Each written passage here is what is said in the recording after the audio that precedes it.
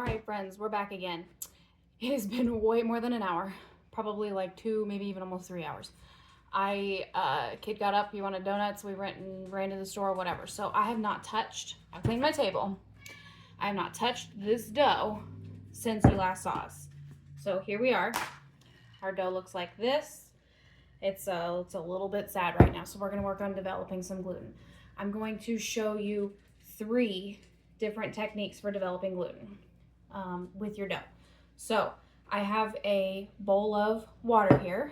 I'm just gonna use it to wet my hands. Wet hands are happy hands when you're dealing with sourdough, okay?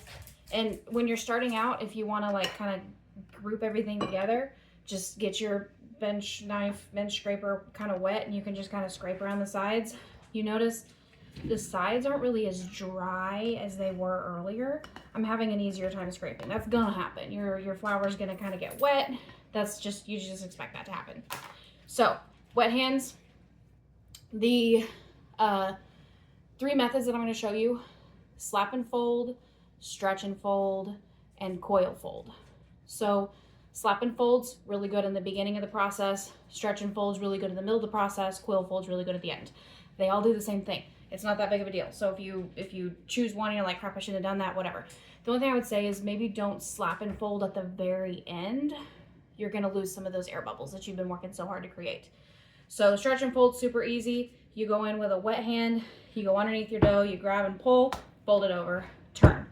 Grab and pull, fold it over, turn. Grab, fold, turn, grab, pull, fold, and that's pretty much it. That's all you really have to do. You don't have to go any further. I'm going to go further because I'm going to show you. So I'm going to work this dough a little bit more than it really needs worked right now, just to kind of show you. So the coil fold is a little bit gentler technique.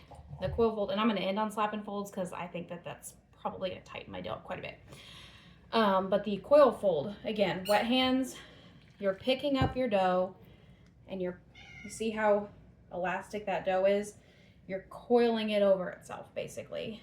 You pick it up, you let it hang. Sometimes it takes a little bit of jiggling, and you just let it coil in over itself. That's another method that you can use.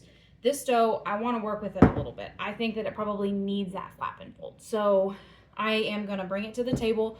I've cleaned my table really well. I'm going to clean my table. Look, there we go. I'm going to clean my table really well again when we're done, because this stuff, like, especially the surface, is really going to like dry and cake on. So I don't want that to happen. So I'm going to wet hands. Again, always wet hands.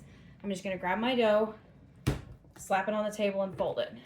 Slap, fold, slap, fold. See how that method is really making a lot bigger difference than the other ones I just did? And I didn't do them very aggressively. I'm just kind of showing you how it works. But really, this method, when you have like a dough that's still really shaggy, this method is going to be really helpful in developing that gluten.